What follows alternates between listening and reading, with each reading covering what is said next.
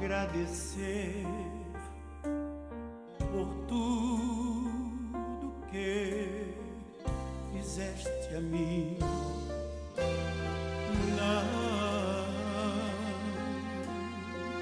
merecedor, mas provaste o seu amor sem fim.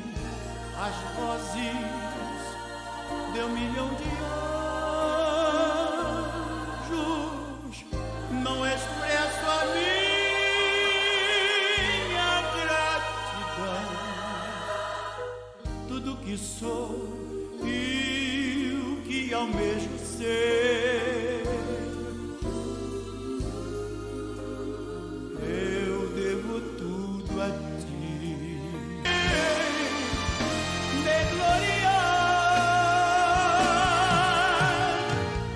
com seu glory for the things we have done. Quero viver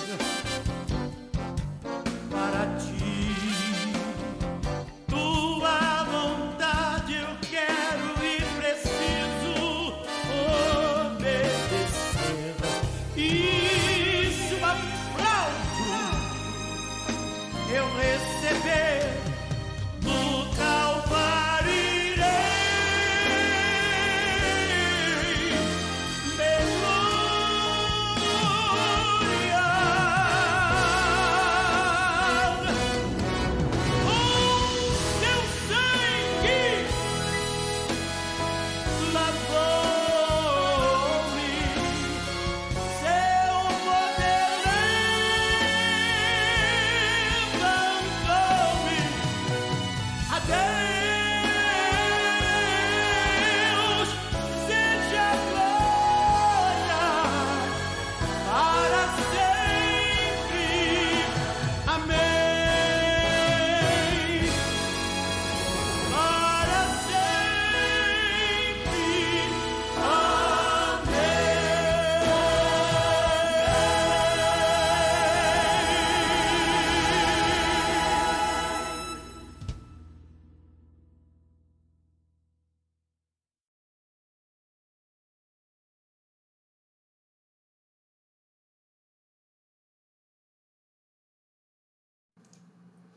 Graça e paz, queridos, boa noite.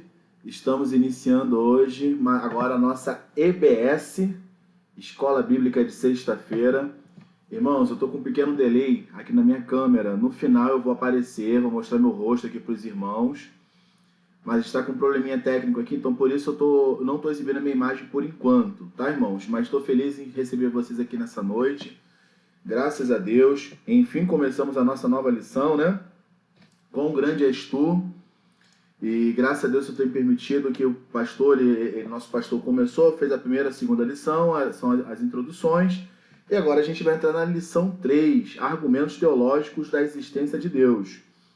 Essa lição, apesar do tema ser um tema muito, muito vasto, a gente pode explorar bastante esse tema, a gente vai se limitar um pouquinho a alguns pontos. Por quê?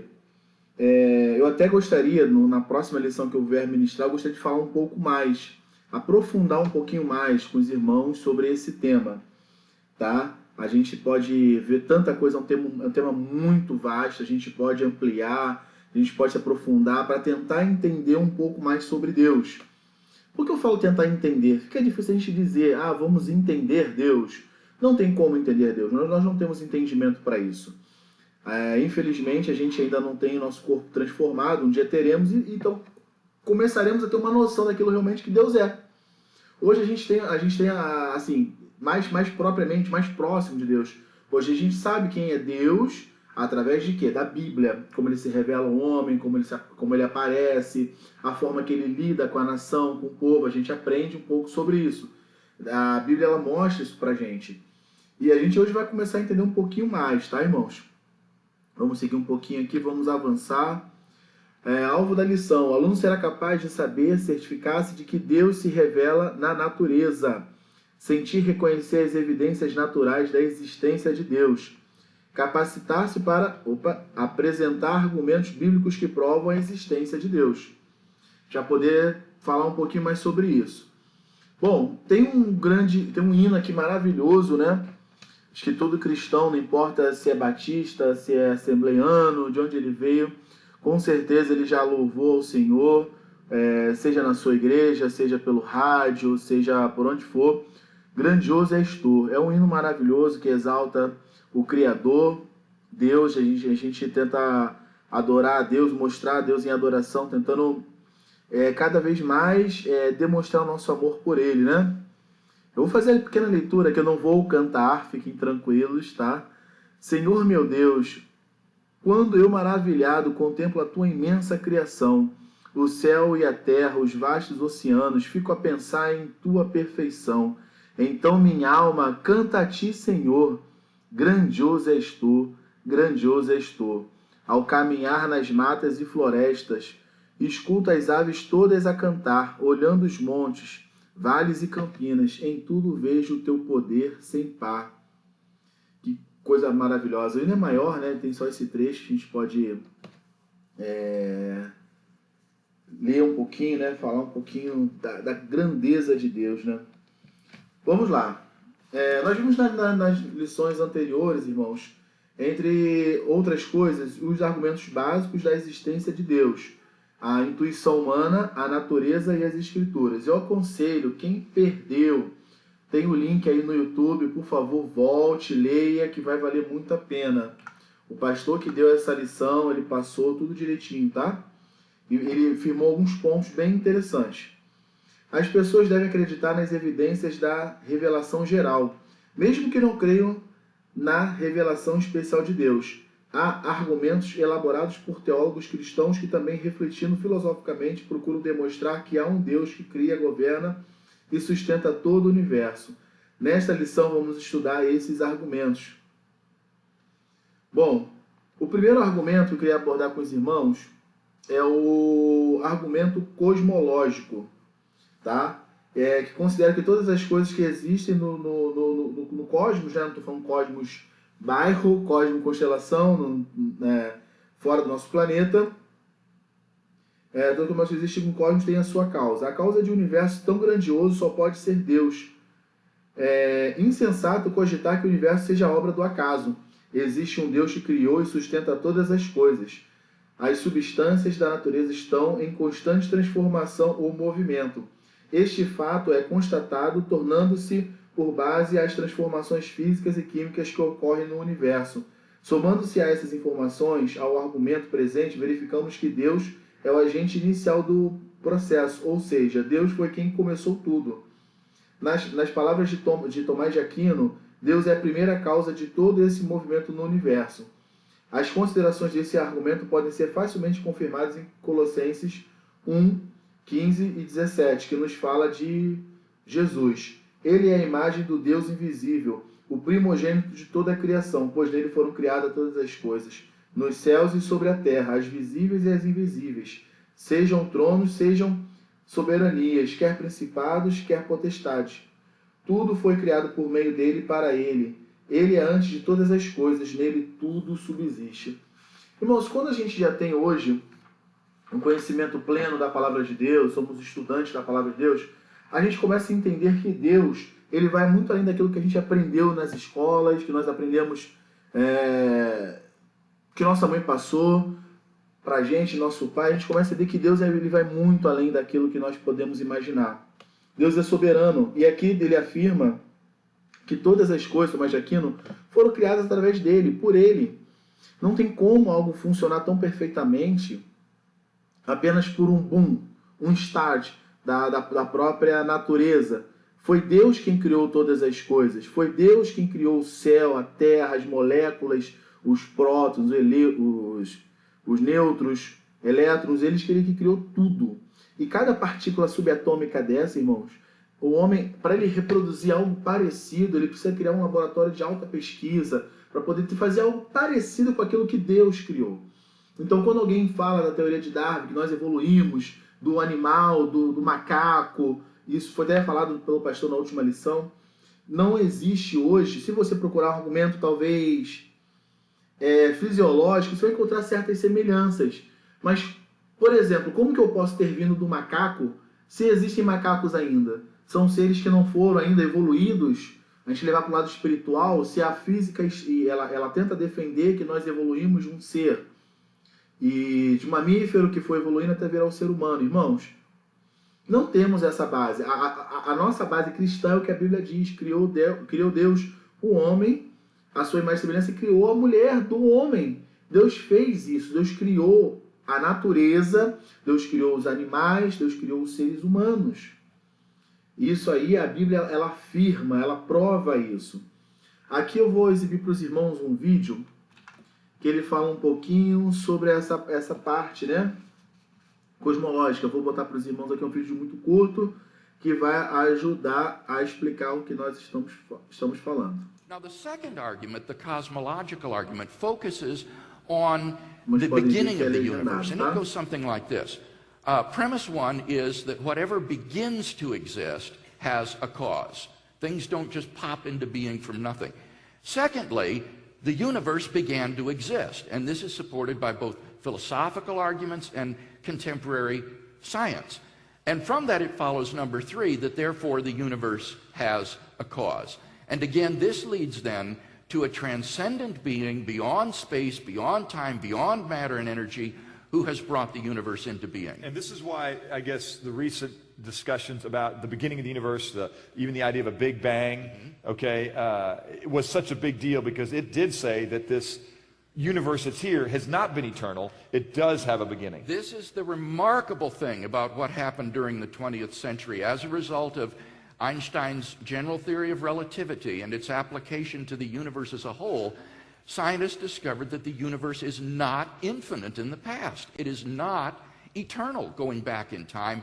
It had a beginning, which is an absolute beginning, not only of our universe, but of all matter and energy, of physical space and time themselves, and therefore, as I say, points to a transcendent cause beyond the Big Bang, beyond the universe. Okay, now playing the role of the skeptic, that's okay. So the universe had a beginning, we're fine with that, but the beginning was so, I can't say infinitely long ago, but No. let's just say immeasurably long ago that I'm going to argue that maybe through time and through chance and random events that we've brought about this fine-tuned universe that we have, which gets into the third argument Right, that's for the third nature. yeah, that's the third argument. Now, if we stick to the second one, it's not immeasurable in the past. It's about 13.7 billion years ago, a finite time, and it wasn't as though there were random events occurring in time. There was no time. Time and space come into being at the moment at which the universe begins. There were no events prior to the Big Bang. It represents the absolute origin of space, time, matter, and energy. So that skeptic's gambit just doesn't work. It contradicts the theory, the model. Great. And so just to clarify, when you even talk about the 13.7 billion years ago, you're not even talking there about Genesis 1. You're talking about if you go back and you lay normal physical properties and normal processes, and we work that through history, it would look like it's 13.7 billion years ago. That's absolutely correct, Todd. There is a kind of cosmic time that scientists call it, or astronomers call it, that measures the duration of the universe. The universe is like a clock. I think it's God's clock. It measures the amount of time since the beginning, and that's about 13.7 billion years, according to current astronomy. That is the time that the universe has existed. It's just incredible to think that this has been discovered, but this is what contemporary cosmologists say.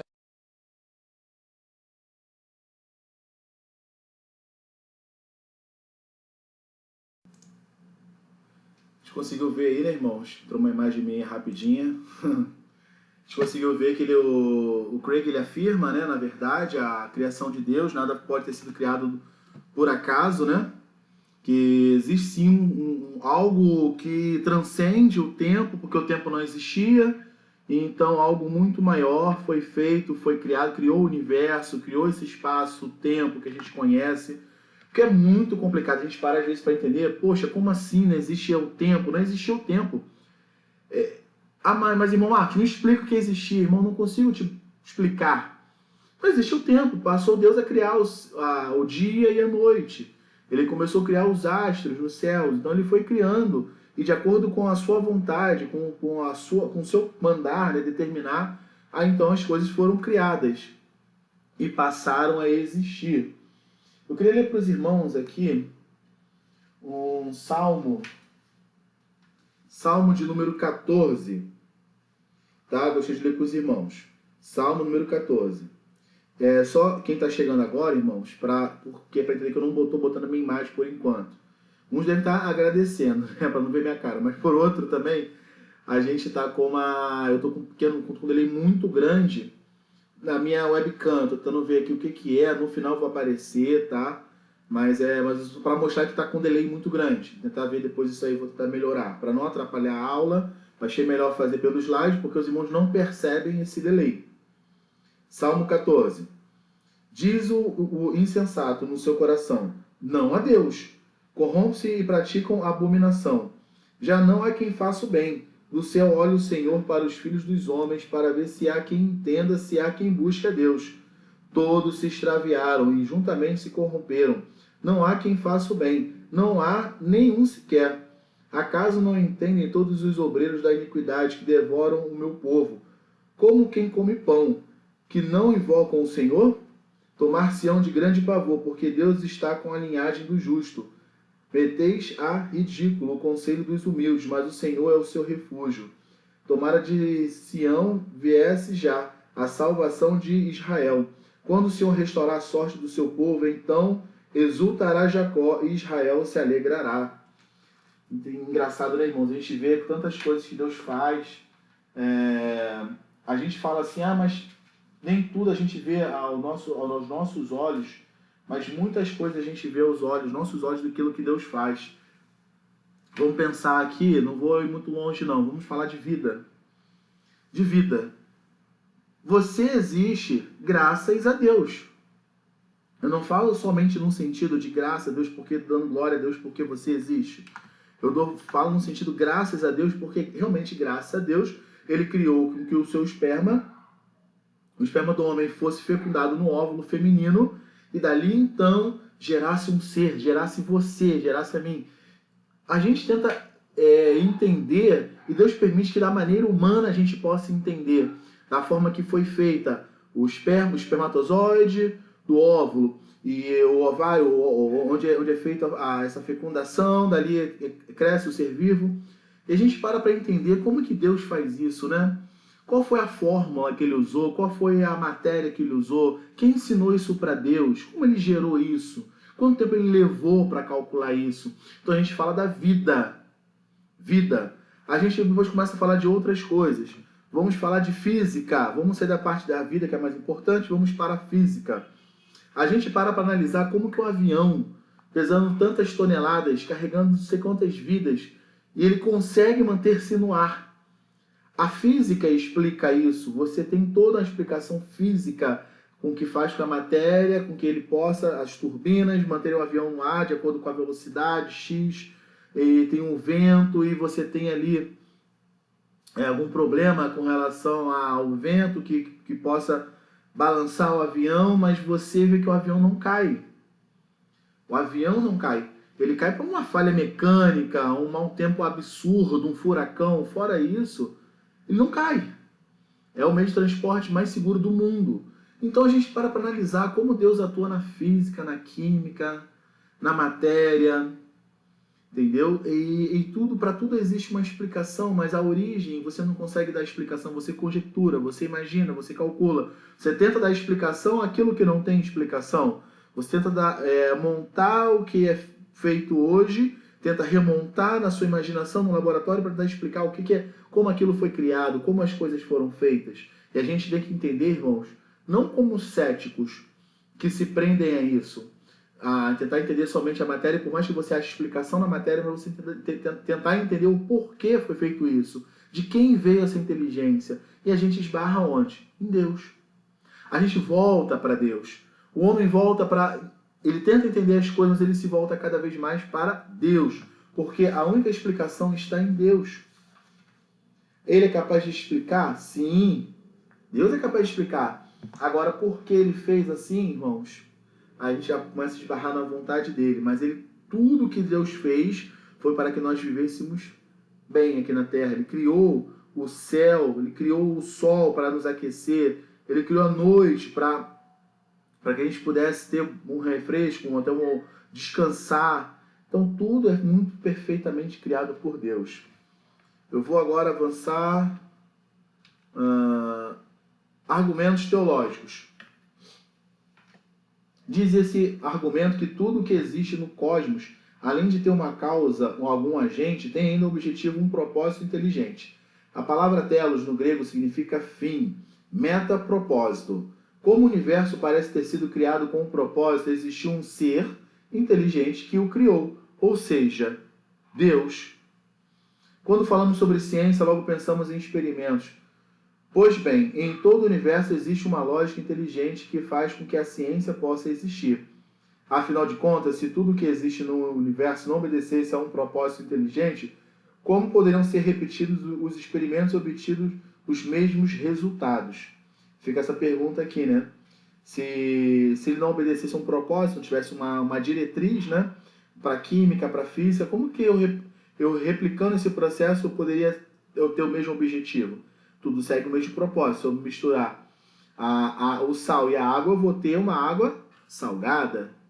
E assim segue.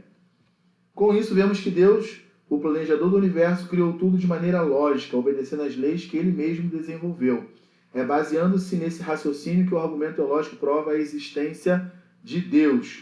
Hoje a ciência, cada dia mais, ela tenta provar que nada foi criado Deus, porque a ciência ela tenta, na verdade, qual é o objetivo da ciência? Tá? Explicar as coisas. E muitas das vezes a ciência ela te leva distante para Deus, distante de Deus. As pessoas, porque elas começam a encontrar lógicas. É muito comum, irmãos, a gente ver, por exemplo, um exemplo mais claro para os irmãos, um médico. Ah, doutor, cheguei aqui com dor na coluna e tal. Agora que eu passei pela consulta do senhor, estou melhor. O senhor me curou. Tudo bem, ele usou desses argumentos que a gente falou aqui, físicos. Ele sabe que você tem uma inflamação, ele vai entrar com anti-inflamatório na sua doença. Você tem uma bactéria, ele vai entrar com um antibiótico e vai tratar aquela bactéria, aquela doença específica. Ele vai restaurar e vai tentar combater aquilo. Mas isso aí é uma ciência que Deus deu ao médico. Deus deu a todos os homens. Então o médico, na verdade, ele se prende aquilo, ele pensa assim, bom, realmente essa pessoa só foi curada porque ela seguiu todo o tratamento dela. Ela cumpriu aquilo que eu falei para ela, que eu aprendi na minha faculdade, nos meus simpósios, nos congressos que eu frequento. Mas a gente entende que muitas das vezes foge disso.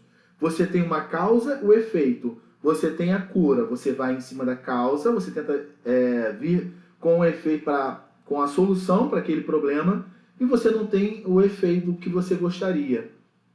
Aí a ciência se embaralha. Poxa, vamos tentar entender o que aconteceu. Quando, na verdade, quem tem a explicação é quem?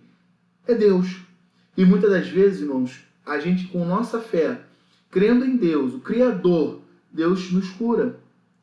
E o médico fica com aquela impressão, nossa, o que aconteceu? O que foi feito? Mas esse remédio não surtiu efeito, como que você ficou curado? É Deus. E muitas das vezes eles têm dificuldade de entender isso, porque isso não faz parte da lógica que ele aprende. Então, por isso o médico ele é tendencioso, ele tem uma tendência a ser cético. Mas cabe a nós procurarmos, sim, os meios naturais, vamos dizer aqui, para tratar a sua doença, mas sem deixar de crer que aqueles meios naturais não terão efeito nenhum, por mais que a física cumpra o seu papel, se Deus não atuar, não agir. Por que eu estou buscando nessa parte mais religiosa aqui, falando com os irmãos? Porque a nossa fé cristã está baseada em quê? Em Deus. Na existência de Deus, na existência de Jesus, Filho de Deus.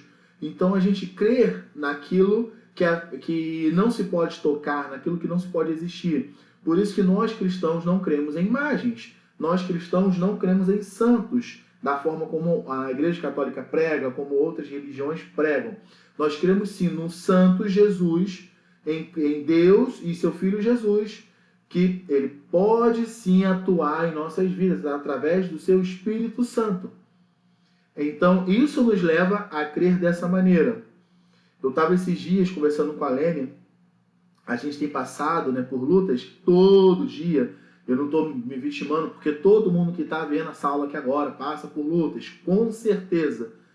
E a gente fala assim, poxa, Lene, a gente está passando por um momento que a gente tem ficado preocupado, tem clamado a Deus, tem falado com Deus, e as coisas estão tão difíceis, mas Deus tem dado a resposta, Deus tem suprido, Deus tem ali nos mantido, dado solução. E eu paro para pensar, eu falando com ela, Lene, eu fico a imaginar essas pessoas que não têm Deus, como que elas saem dessas crises existenciais, dessas crises de relacionamento. E por mais que eles creiam na forma natural, bom, se minha esposa reclama porque eu chego em casa, ela quer se divorciar porque eu faço tudo errado, a partir de hoje eu vou tentar fazer o certo. Isso não só para o ímpio, para o crente também, tá, irmão? Não adianta você fazer tudo errado e querer que sua esposa não ache ruim porque você faz tudo errado. Faça o certo. Então você tenta agir dessa forma e eles tentam buscar dessa forma. Mas tem situações que somente Deus dá a resposta. E eu fico tentando imaginar como é uma vida sem Deus. E Deus ainda não me respondeu, graças a Deus. E o que Deus tem me despertado? Ore por essas vidas que não têm Deus. Ore por essas pessoas que ainda não conhecem Deus. Elas precisam conhecer Jesus, precisam conhecer a verdadeira palavra, a salvação, conhecer o verdadeiro Deus, o Deus que cura, salva e liberta e transforma vidas. Aquele Deus que pega um homem que era morto aí, jogado nas drogas, que ressuscita ele, faz ele renascer, sair daquele mundo, daquele estado deplorável e passa a ter vida em Jesus Cristo, vida em Cristo, Senhor Salvador. Então isso também é importante, irmãos, a gente passar a crer dessa forma e entender, porque realmente a gente tenta às vezes entender o outro lado e a gente não consegue compreender e chega uma hora que Deus fala assim, não tenta compreender não, faz aquilo que você tem que fazer, é orar. Porque realmente essas pessoas passam por dificuldades e acham que está na lógica a solução. E muitas vezes a solução para muitos relacionamentos que não tem Deus é a separação, que seria lógico, você não está se dando bem, você vai se separar. Mas a gente sabe que Deus não é o desejo do coração de Deus que você se separe, que você fique longe da sua família, da sua esposa, dos seus filhos, não é a vontade de Deus. Bom, vamos avançar. No livro de Jó encontramos vários versículos que comprovam que este argumento defende. Tudo foi criado por Deus de maneira lógica e inteligente, de modo que cumpra o propósito estabelecido por ele. Vejamos textos do questionamento de Deus, a Jó enfatizando a sua soberania, o seu propósito inteligente em tudo o que criou. Na tela de vocês já está aparecendo, né? Falando sobre as leis da física. E disse, até aqui virás, e não mais adiante. Aqui se quebrará o orgulho das tuas ondas? Se Deus não inventasse a lei da física, os mares não teriam limites para obedecer. Já pensou? Realmente, é aquilo que nós falamos. Deus criou essas leis, ele opera em cima dessas leis, embora, quando ele quer, ele passa por cima dessas leis que ele mesmo criou, e ele faz milagres, maravilhas, mas realmente, imagina se não houvesse limite para as ondas do mar. Nós não estaremos aqui para contar, né? História. Vamos começar por aí. As referências bíblicas, meus irmãos, estão todas na tela, tá? Caso alguém tenha dificuldade. Falando sobre as leis naturais. Tá certinho? Jó 38, 36. Quem pôs sabedoria nas camadas de nuvens? Ou quem deu entendimento ao meteoro? É Deus quem dá a trajetória às nuvens e meteoros. Todo ano eu ouço falar, a gente acompanha a televisão, a internet, os sites de notícias, que sempre tem um meteoro, uma chuva de meteoros no caminho da Terra. E misteriosamente eles falam que um milagre tirou da rota, que ele iria romper com que caísse esse meteoro X aqui e acabar com o planeta Terra, nossa existência. E tem gente que se desespera, né, irmãos? Mas esse desespero está muito relacionado à falta de fé. Se alguém tem falta de fé, inteligência, peça a Deus, Ele vai te dar. Mas quando eu falo isso, é crendo. Você está com falta de fé, meu amigo. Creia que você pode ter fé. Creia em Deus. Se você crê em Deus, você não vai ter medo de chuva de meteoro, não vai ter medo de coronavírus, não vai ter medo de desemprego, não vai ter medo de assalto, não vai ter medo nada disso. Ah, mas irmão Marcos, eu sempre não tive medo e aconteceu. Deus permitiu, teve um propósito na tua vida. Com certeza você saiu edificado por isso. Em cima da tragédia, é forte que eu estou falando, mas você saiu com certeza edificado em cima dessa tragédia. Por quê? Não me pergunte, pergunte para Deus. Vamos avançar. Leis naturais eu já li. Falando sobre biologia, ainda em Jó, tá, meus irmãos? 39 e 19. Ou dás tu força ao cavalo, ou revestirás o seu pescoço de crinas? Os animais foram criados por Deus com características que Ele determinou. Eu não sou biólogo, mas todo biólogo ele tem uma explicação clara. Por que o cavalo tem uma crina, por que tudo isso. Até a gente também, irmãos, os nossos pelos pubianos têm um porquê você ter isso. O seu cabelo, você tem um porquê, nada é criado ao acaso, tá, irmãos? A existência de um universo tão complexo, ao mesmo tempo tão organizado, testemunha a existência de Deus. Se a gente parar para reparar, os bagunceiros somos nós, porque Deus fez tudo perfeito. Você tem uma árvore frutífera maravilhosa no seu quintal. Ela não te atrapalha em nada, mas você reclama porque tem muita folha para você varrer. Aí você vai lá, corta a árvore frutífera e queima ela e encimenta tudo. Depois você sabe o que acontece? Está reclamando que tem calor demais na sua casa.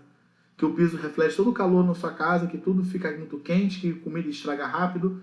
Por quê? Porque tudo foi criado perfeitamente por Deus. Não estou dizendo que é por causa disso você não pode construir onde tem... Faça tudo de uma forma organizada. Se tem alguma coisa na sua casa que é benção, não vai reclamar porque tem que varrer folha. Varra a folha. Vá lá, faça o que tem que fazer. Encare como uma terapia. Cuide. E, irmãos, a gente vê tanta gente tanto crente resmunga da árvore e resmunga do passarinho que fez cocô em cima do carro dele que estava limpinho e que fez na cabeça dele. Meus irmãos, graças a Deus, Deus não fez elefante voar. Você imagina o estrago que ia ser esse elefante voar se tivéssemos vários dumbos voando por aí. Você imagina na hora que ele soltasse lá o intestino dele e acertasse alguém. Você imagina o estrago que seria. Deus fez um passarinho tão pequenininho que se alimenta de minhoquinha, de coisinhas aí, né, de sementes. Olha o estrago que seria. Então dê graças a Deus que, graças a Deus, é um pombinho que faz uma sujeira no seu carro, que é um passarinho que fica cantando na sua janela. Graças a Deus. Vamos agora para outra parte. Irmãos, me desculpem, mas é a verdade isso que eu estou falando.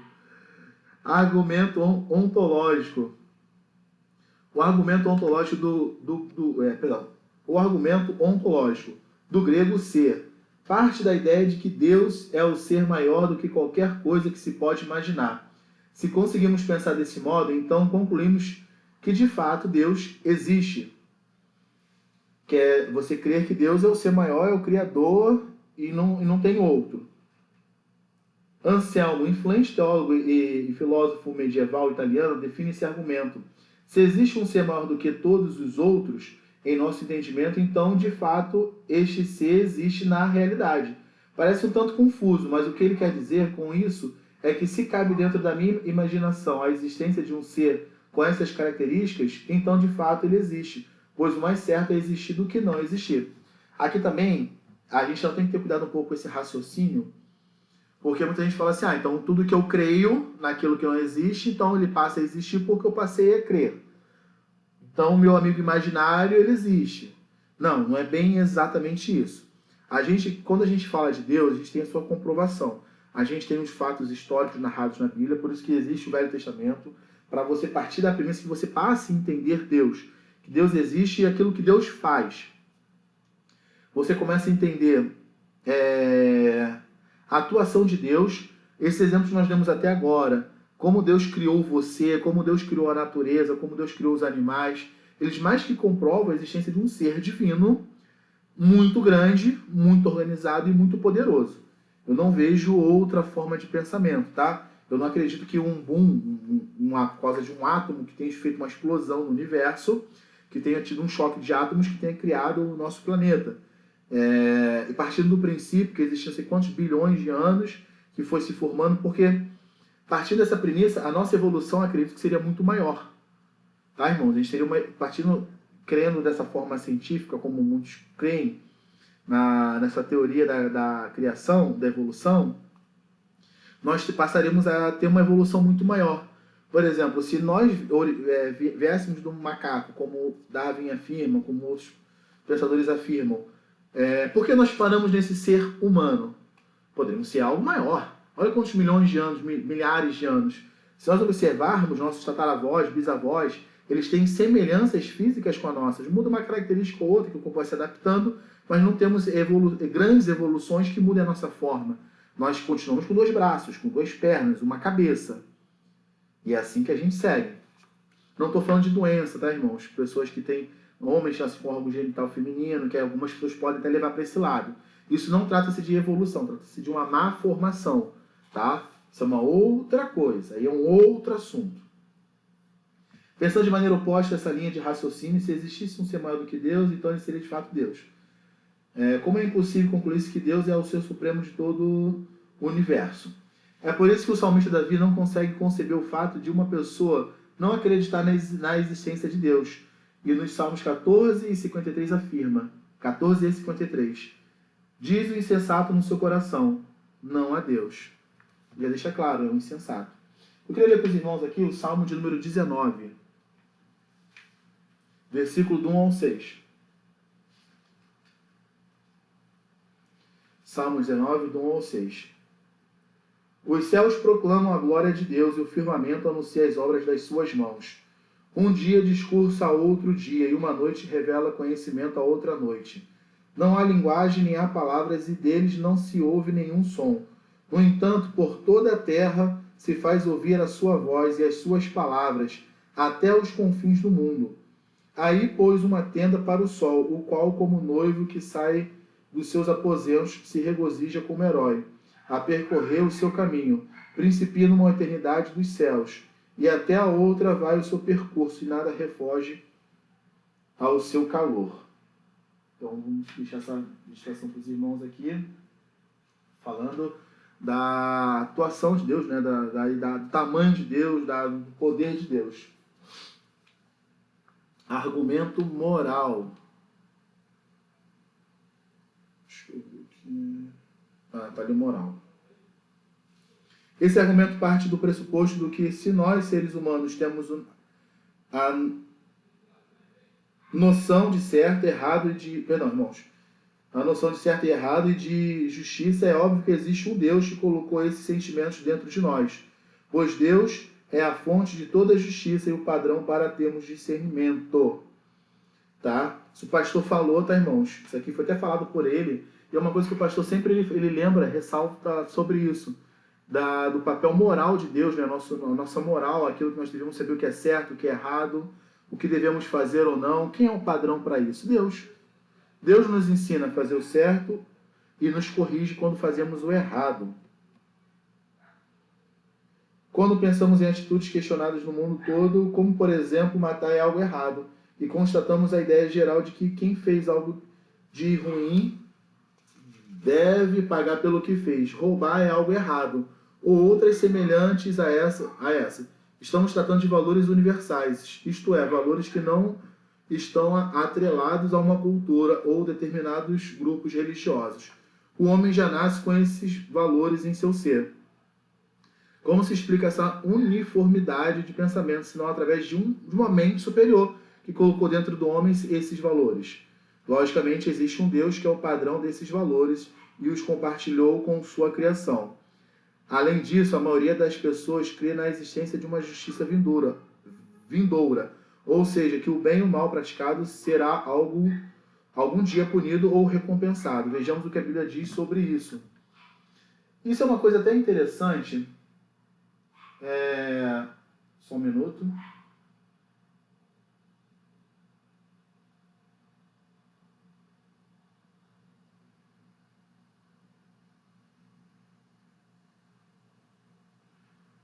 Desculpa. Isso é uma coisa a gente pensar. Eu vejo muita gente, eu sou irmãos, eu sou filho de militar, aquela coisa toda, blá, blá, blá, e aprendi o seguinte, aprendi em casa, que não existe bandido bom nem bandido ruim.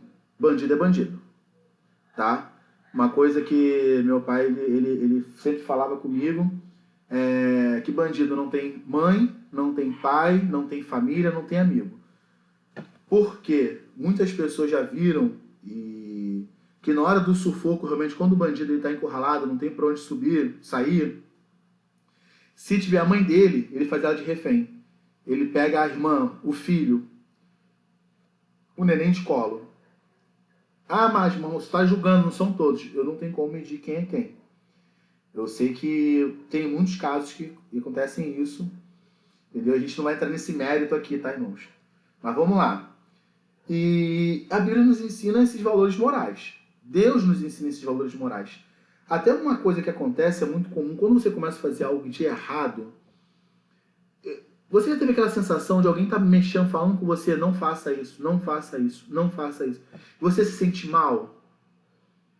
Eu já ouvi pessoas falarem que quando elas têm um relacionamento extraconjugal, quando elas acabam de ter a relação sexual com aquela pessoa, eles não sentem aquele prazer. Aí vem aquela coisa pesada, ou quando você faz uma coisa que sabe que não é errado. É igual quando a gente fala, eu tô acima do peso, eu vou chutar. Uma coisa mais simples, vamos lá, mais simples. Essa daí eu posso dizer com categoria. Eu não deveria comer isso, fui lá e comi. Na hora, que prazer, que coisa boa, aquele chocolate, aquele hambúrguer. Mas depois você para e pensa, caramba, e agora? Poxa, comi isso aqui vai me fazer um mal. Então, meus irmãos, a gente às vezes, onde eu quero chegar nessa explicação? Quando a gente olha às vezes para um bandido e condena ele por ele ser bandido, e a gente já condena mesmo, já fala que tem que ir para o inferno, tem que morrer e não ir para o céu e ser enterrado com Lúcifer, com capeta, aquilo. Não é assim que as pessoas falam? Mas a gente já parou para lembrar, para pensar, que a gente comete roubo, a gente comete assassinato, a gente comete mentiras, a gente comete adultérios. Mas que isso, irmão Marcos? Não, eu sou servo, sou homem de Deus, sou mulher de Deus, sou um jovem de Deus, eu não faço isso, não faço aquilo outro. Mas muitas vezes fazemos sim, irmãos. Quando a gente, por exemplo, chega para um irmão nosso e critica ele por uma coisa que ele está se esforçando, está aprendendo, você fala, olha, meu amigo, tira a mão disso que você não leva jeito para isso não. Você matou aquela pessoa, muitas das vezes. Você não faz, um jovem quer fazer aquilo que o outro, ele sonha, mãe, eu quero ser astronauta. Que astronauta? O que, garoto? Você vai ser astronauta coisa nenhuma, você é pobre, não vai ser nada. Você está cometendo assassinato, você está cometendo maus-tratos, você está cometendo um crime. Por quê? Seu filho quer ser astronauta, por que ele não pode ser? Se ele quer ser um juiz, por que ele não pode ser? Se ele quer ser um médico, por que ele não pode ser? Porque hoje você não tem condições?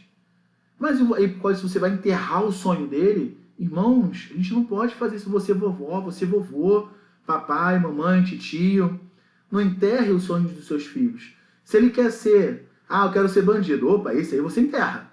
Porque você tem que botar o valor moral que Deus botou na sua vida para você doutrinar e ensinar ele. Mas se ele quer ser algo grande, se ele quer ser um presidente, quer ser alguém grande, eu quero ser político.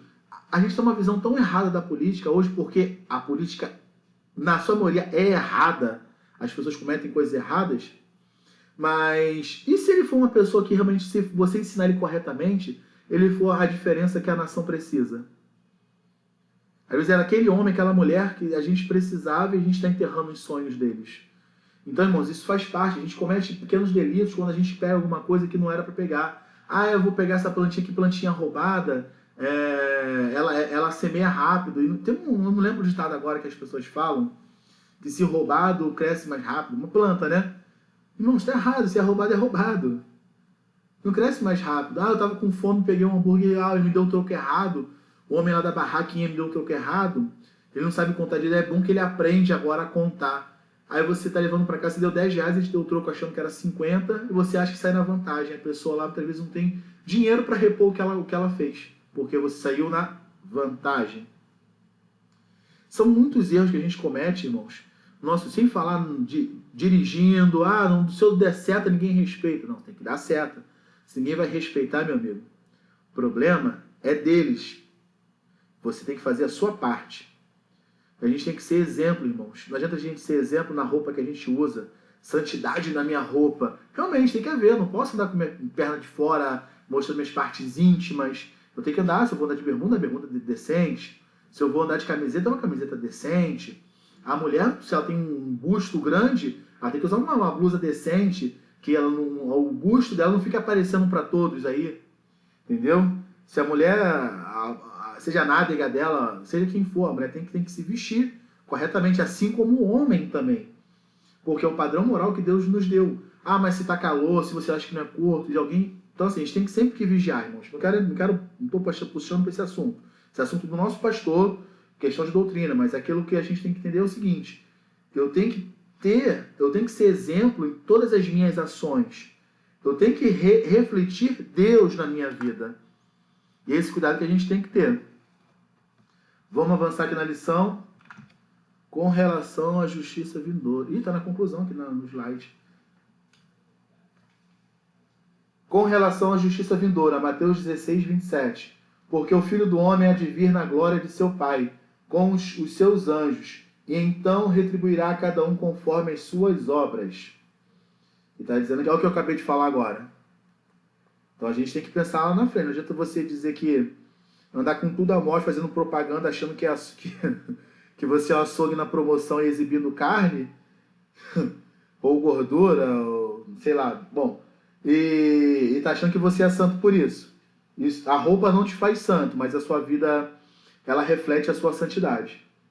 Então vamos lá. Com relação à moralidade dos homens, então disse o Senhor, Gênesis 3, 22. Então disse o Senhor Deus: eis que o homem se tornou comum de nós, conhecedor do bem e do mal. Para que a gente foi conhecer o bem e o mal, né, irmãos? Para quê, né? Mas estamos aí, glória a Deus. Agora vamos para a nossa conclusão. Verificamos que esses argumentos encontram respaldo bíblico e podem ser recebidos como verdadeiros e úteis para uma boa apologia de fé cristã. Uma pessoa que se declara ateia nega as evidências e os fatos consumados e incontestáveis da existência de Deus, os quais estudamos nessa lição. Eu tinha um colega, né, que ele se declarou ateu. A gente brincava que ele é ateu graças a Deus. Porque muitas dessas pessoas, muito jovens, às vezes querem chamar atenção e se colocam como ateus. Ah, agora eu sou ateu, não sei o quê, porque ele não consegue estudar ou ele não consegue ter entendimento para entender a Bíblia. E eu não culpo nem quem ensina ele, porque se ele parar para entender Deus, ele vai achar a explicação. O problema é que muitas dessas pessoas que geralmente um ateu começa sua carreira na igreja, eles procuram tantas outras explicações e esquecem de procurar a verdadeira explicação, que é Deus, a palavra de Deus. Irmãos, a Bíblia, ela nos ensina os nossos deveres morais, nossos deveres cristãos, tudo aquilo que precisamos saber para sermos um bom homem, uma boa mulher, um bom filho, um bom pai. A Bíblia nos ensina. Ela é o manual do ser humano. O problema é que muitas das vezes as pessoas não querem, se baseiam apenas pelo que o pastor prega, pelo que o pastor fala, e esquecem de buscar Deus através de suas vidas.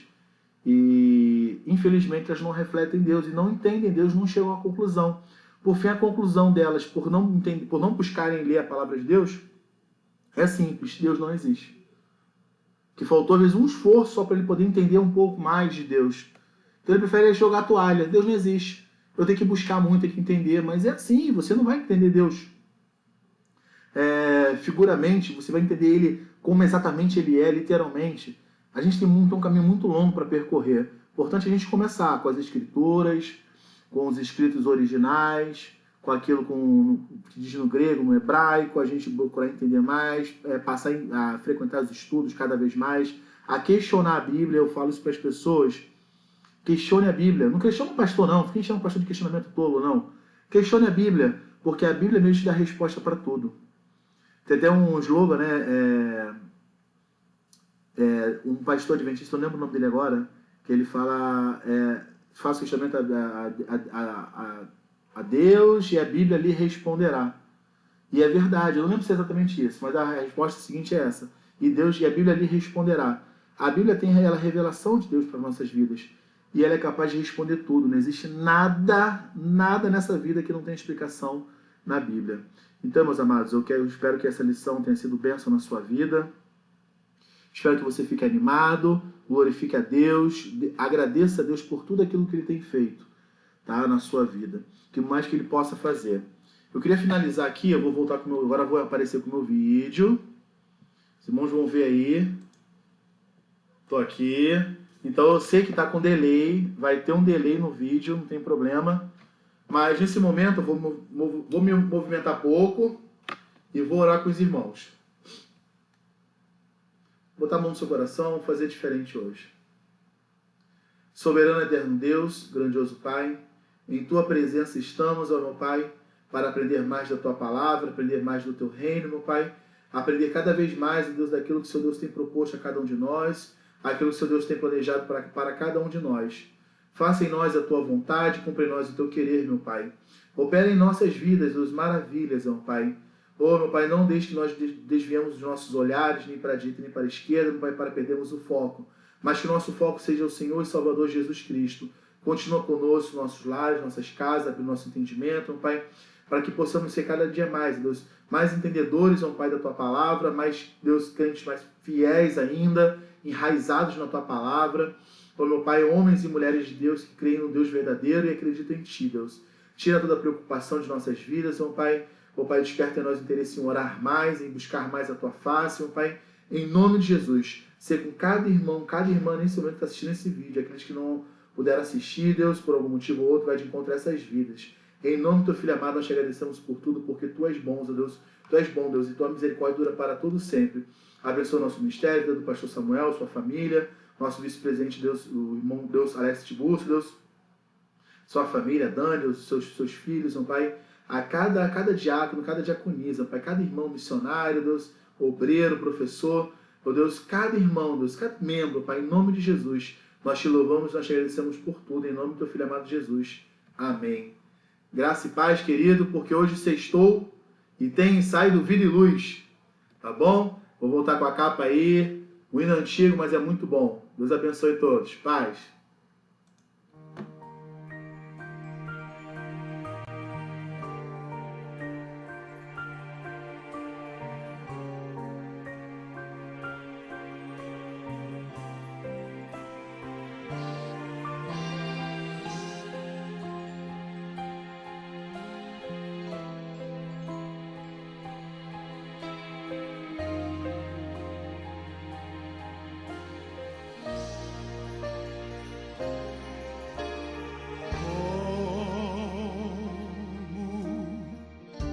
Agradecer por tudo que fizeste a mim.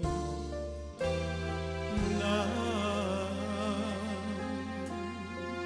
merecedor, mas provaste o Seu amor sem fim. As vozes de 1 milhão de anjos não expresso a minha gratidão. Tudo que sou e o que almejo ser, eu devo tudo a Ti. De glória